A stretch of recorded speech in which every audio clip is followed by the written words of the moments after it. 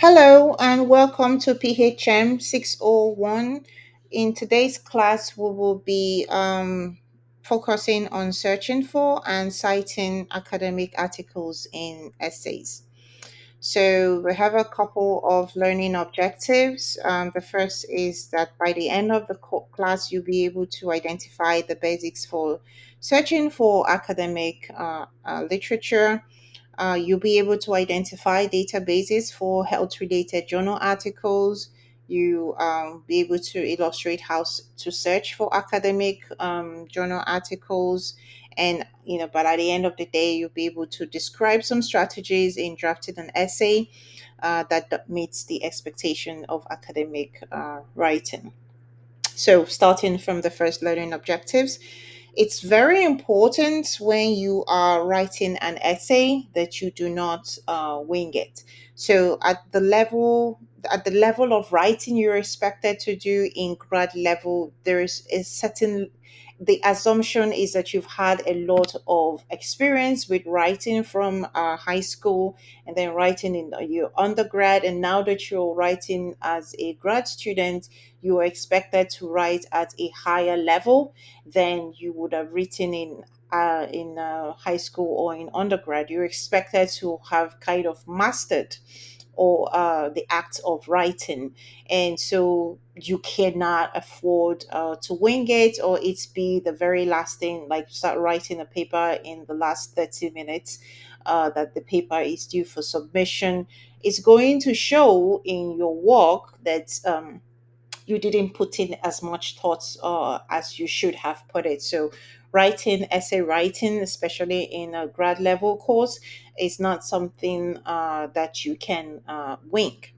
So, and it's very important that you do not see it as the way that like a social media discourse, although there are people who are incredibly talented in holding very, very, exceptional discourse on social media, and they're able to articulate their points very clearly and able to move from one thought process to another thought process very well than most people do not do that, and therefore unless you are that skilled in discourse, very intellectual discourse, you cannot treat essay writing in the same way as you would treat, let's just for example, tweeting. It's a much more serious act of writing, and therefore has to be given its due seriousness. So, and when it comes to academic writing, everything you say should be backed up by science. And that's because this is academic writing. Social media, nobody probably not going to ask you for if you say, let's just for example, you say research says, most people are not going to ask you for what that research says. People just say that, and it's considered good enough for many people. When you're doing an academic writing, an essay, it's not enough to just say a study say or research says. You have to back it up by telling us which research it is. Are you saying which research said this? When did that research say this? And where was this research conducted, and with which population group was the research conducted? So everything you say has to be backed up by science. So there is no trust me, I know sense when it comes to academic writing. It's you have to cite, otherwise, it's questionable. Anything you say without citation, it's more or less like possibly I'm not going to pay much attention to this. So if someone says, trust me, I know, the question is, so where did you know that from? Because that helps in providing validity to what it is that you're saying. So same way that you can say research says, which research? We want to know which research said it and when the research said it, because sometimes what the research is saying may be very different from what the person is saying that the research said. So being able to verify your source is one way of doing academic writing, and for to kind of give your writing rigor, the fact that you say this is who said this is where they said it from, and if somebody goes back to read that paper, and they would find that indeed what you said that the paper said is indeed what the paper said. So by determining the source of your information, then we can assess what, whether you know what you said that you know.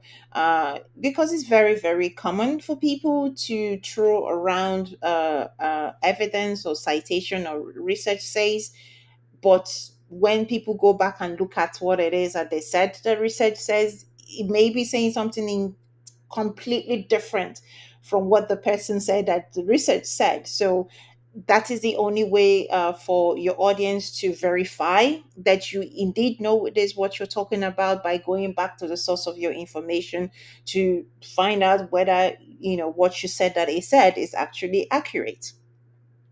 So if the source of your information is questionable, it immediately makes your knowledge questionable. So we want to know where your information is coming from to help us determine whether what you said that you know is something that is worth knowing, at least for us. What's knowing for is worth our knowing what it is that you said that you know. So there are a couple of places that you can source your information when it comes to evidence.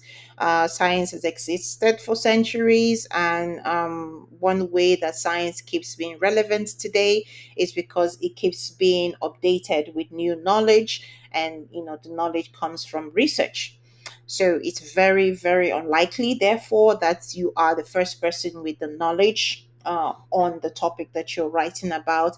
Therefore, since you are standing on the foundation laid by other people, you need to cite those other people that you have. You're standing on the foundation that they laid. So every new knowledge is built up from old knowledge. This is where science comes into, why we keep on updating information, why you find that there's some things that we know about something 10 years ago becomes irrelevant, because new knowledge has helped us realize that um, what we thought was happening, let's say 10 years ago, is not what is really happening. So that's how science stays relevant, and therefore that's how we know from citation whether the information you are presenting is of an updated research, or if it's something that is outdated. So knowing what you're citing, where you're citing it, helps us in determining whether you are sharing old knowledge or whether you are sharing an old outdated knowledge. So academic journals and papers, they do keep a very good trail of knowledge using citations, and they include both old knowledge and new knowledge. Some of the times, sometimes some papers like to reference only the very latest ones. Depending on the topic, you may get away with referencing old ones, but mostly people kind of want to stay current by referencing newer research than older ones. So we can see the evolution of knowledge by comparing papers that were written on a topic, let's say 2 years ago, compared to a paper that was written on a topic, say, uh, 50 years ago. If there are any conversations, for an example, of diabetes type 2, how it will be written about, let's say, in papers written 2020, are going to read quite different from how it was written about for papers written in, let's say, 1978. So that helps us in showing the progression of knowledge, the evolution of the knowledge that we have on diabetes type 2, for an example. So, why academic journals? Why am I asking, or why would I be asking you guys to use academic journals when you are citing your sources, or whether you're when you're providing scientific evidence? The reason is that science academic journals are evidence based. It is very systematic in the way that it's been structured, on how to write and when to write, and who determines who writes and what gets published. That makes it bring some kind of rigor to it. So therefore, we believe that it is the based on from what we have at the moment, is the best quality work or that is known on the topic, and it's because it is evidence based. There is an assumption of rigor when it comes to published papers, and that's because it goes through what is called a peer review process.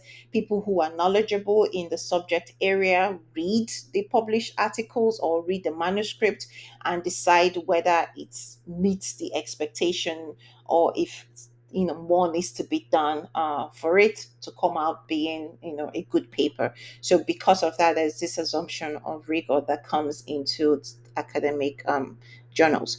So rigor controls for bad science, or people or practitioners or researchers doing some unsavory things when in the process of publishing.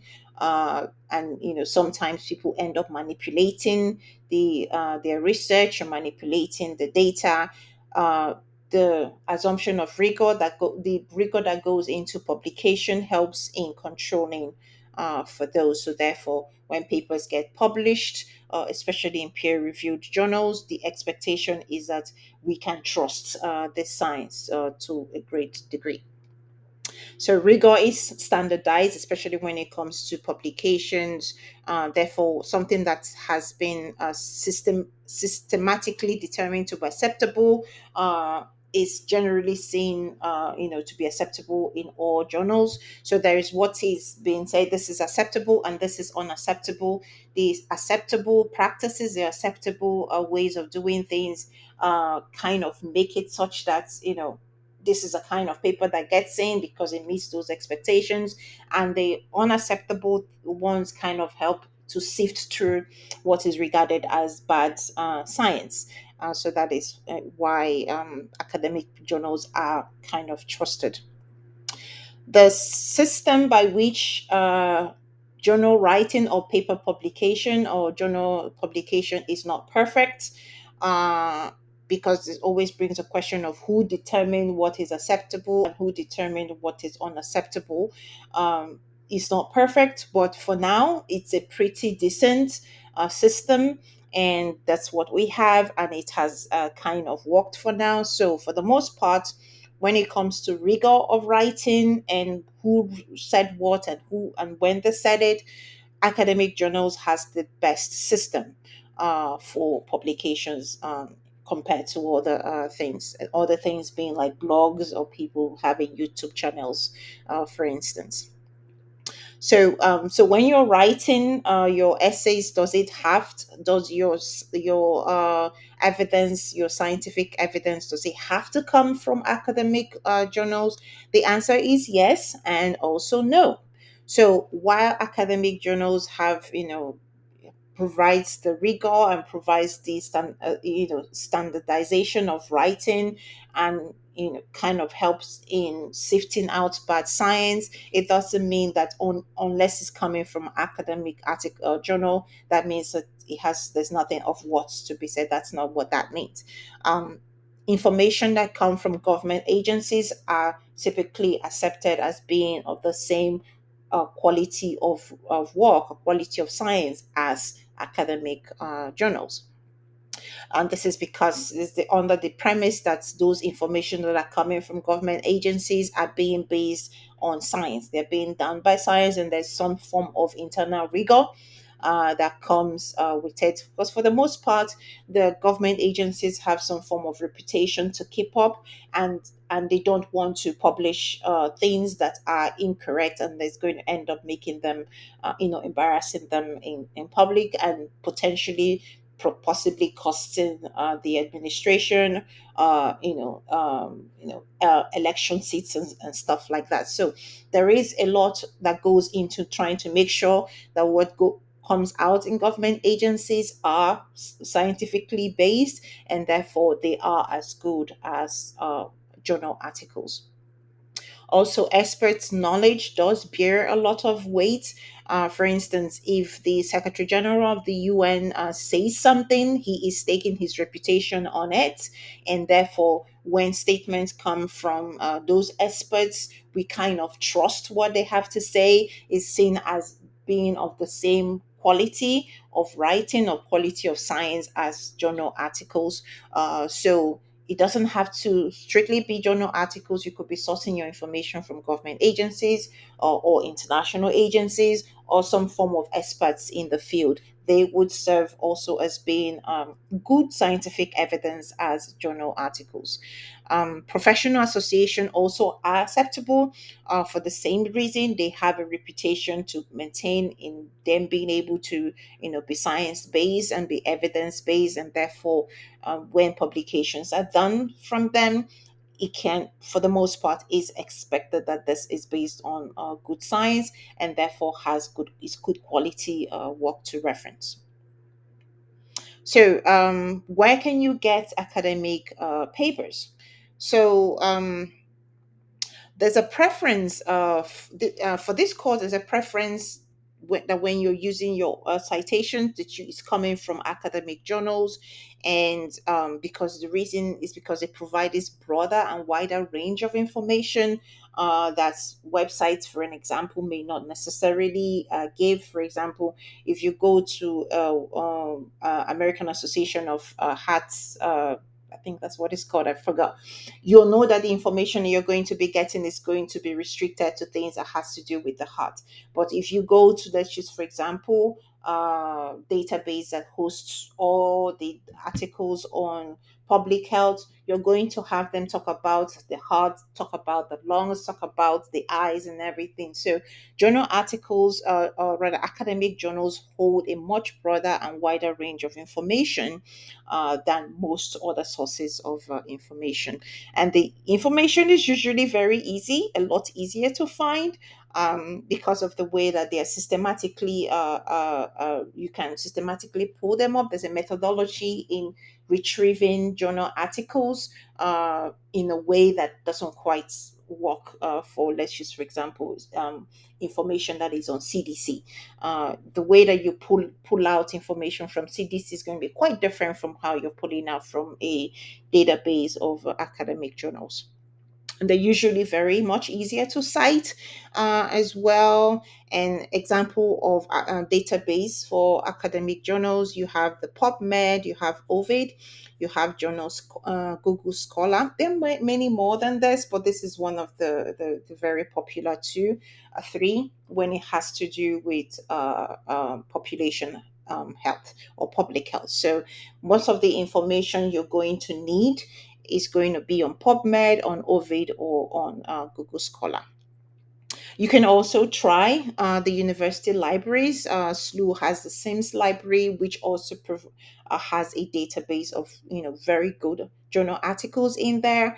And if you don't very familiar with how to use the Sims library, please use the Ask a Librarian function that is on the Southeastern website, or you can also schedule a consultation. So you can click on this link to do the scheduling and click on this link to post your question to the librarian if you wish to. So those are the resources that you have with it. So how do you search for academic articles? So I provided a much extended video of how to search for journals in Google Scholar in this video. This video provides information on how to search for academic journals using PubMed as well. So you can, if you prefer Google Scholar, you can check out this video. You can also check out this video if you want to use PubMed. But I would advise that you watch both videos because they have different ways to they do it. I prefer PubMed, but there are many ways in which I find Google Scholar to be very easy to use as well. That PubMed may seem a bit complicated in relation. So watch both videos to kind of get a hang of how to use those. So I only included that of Google Scholar and of PubMed in this class. If you want to know more how to use Ovid, for an example, this is something you can schedule with the Ask the Librarian, consultation. They would put you through that if this is what something that you're interested in. Librarians do a really great job of that. So this video, I kind of take you guys through how to write academically. There's a skill that gets into academic writing. I especially remember when you're writing academically, especially at the level that you'll be expected to write it as a grad student, you are going to have to really delve into the academic articles, the journal articles, to understand what it is that they are saying and how it is that they are saying it, and kind of find a way to use them to argue your point. So there's a skill to it. So this video kind of teaches you a little bit how to do that. Of course, much of the thing you're going to learn is going to be by practice. But of course, just watching this video kind of gives you some sort of foundational knowledge on how to, start. So, strategy for writing an academic essay. This is the last objective for this class. And so, one of the things to bear in mind, first things first, is that you need to decide the following when you're given a topic. What is your research question? So, knowing a research question helps you in figuring out what to write. Sometimes a research question is given to you in the sense of, let's just for example, it says what is the health how does the healthcare system of the US compare to the healthcare system of other countries. That is a research question. A research question can be given to you. Alternatively, you can find your own research question by yourself.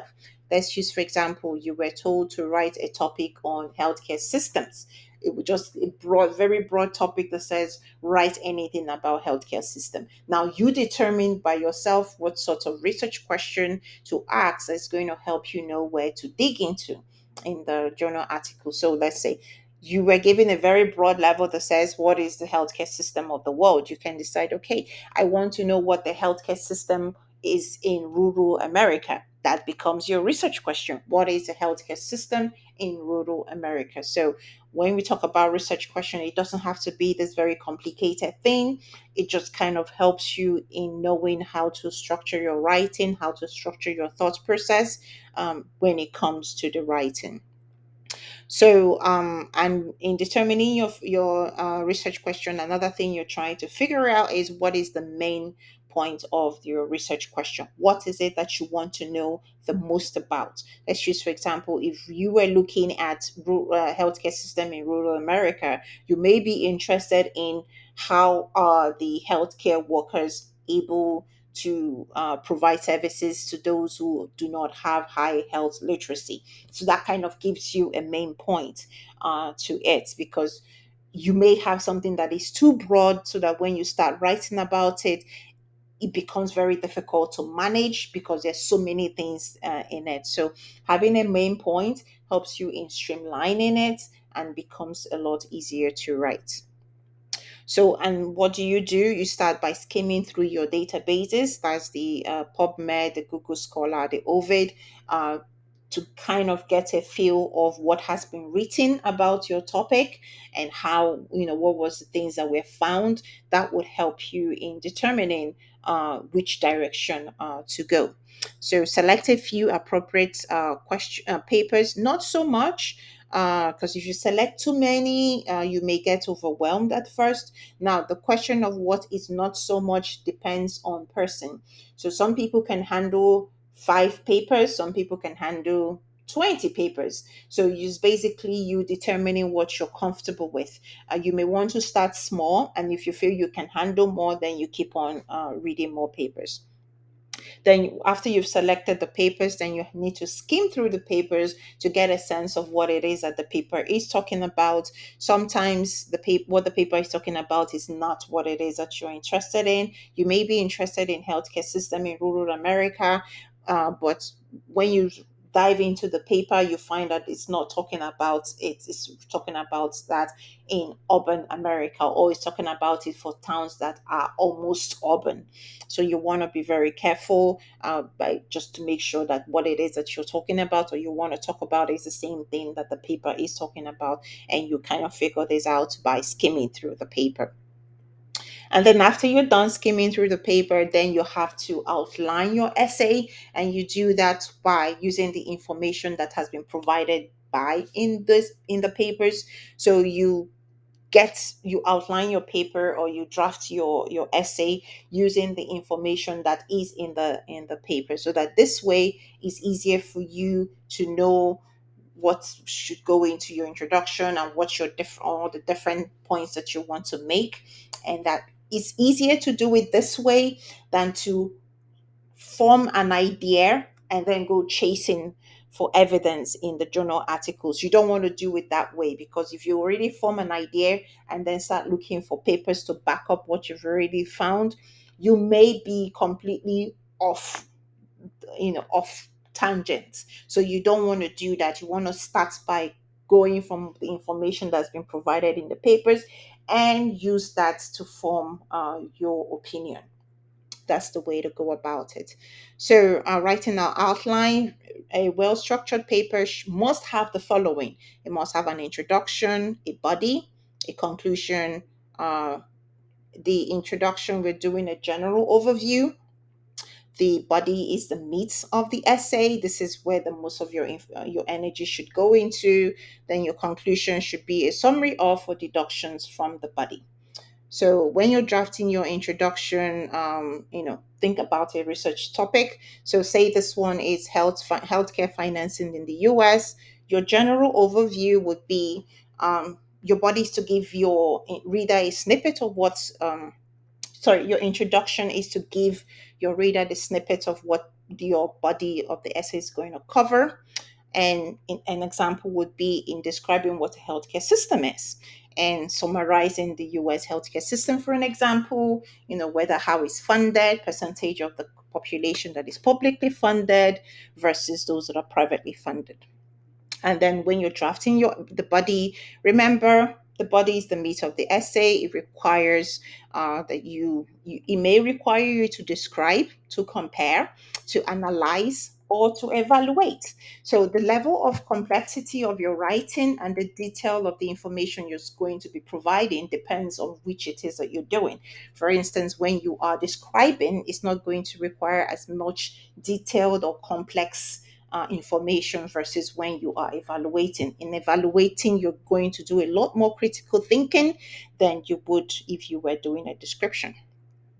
So description could be orange is A, B, and C, apple is D, E, F, and G. It's just kind of not really talking about both of them. In comparison, you're trying to show how orange is different from apple. Instead of just saying orange has A, B, and C, you're now saying, okay, orange has A, B, and C, while apple only has C. The different ways that it is that you're trying to do. However, if you are trying to compare, it's usually best practice to describe first and then compare. But everything depends on how well you want to write. So you can use the introduction to describe, and then use the body of your essay to compare. So the body of your essay is the most important part of your essay, and this is where a majority of your grade will come from. So please spend the most time on it. Use headings and subheadings to improve the clarity of your work. It's very, very difficult to read a paper that is written without subheadings or paragraphs. It's very, very stressful. So please use headings and subheadings when you are writing. When you have run on paragraphs, they are just a torture to read. And if it's for grading, you will lose some points because of how difficult it is to understand what you're saying. So when you're drafting your conclusion, it's important to briefly summarize the information that you have in the introduction and in the body. 2 to 3 short paragraphs usually is enough, and your conclusion must not include any information that you have not already covered in your essay.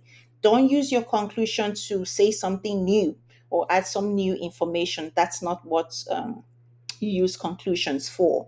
Your conclusion also must not include any citations. So do watch this video. It contains my cheat sheets on how to draft your academic essay. So it's a very short video, not very long. It will help you in doing your first outline.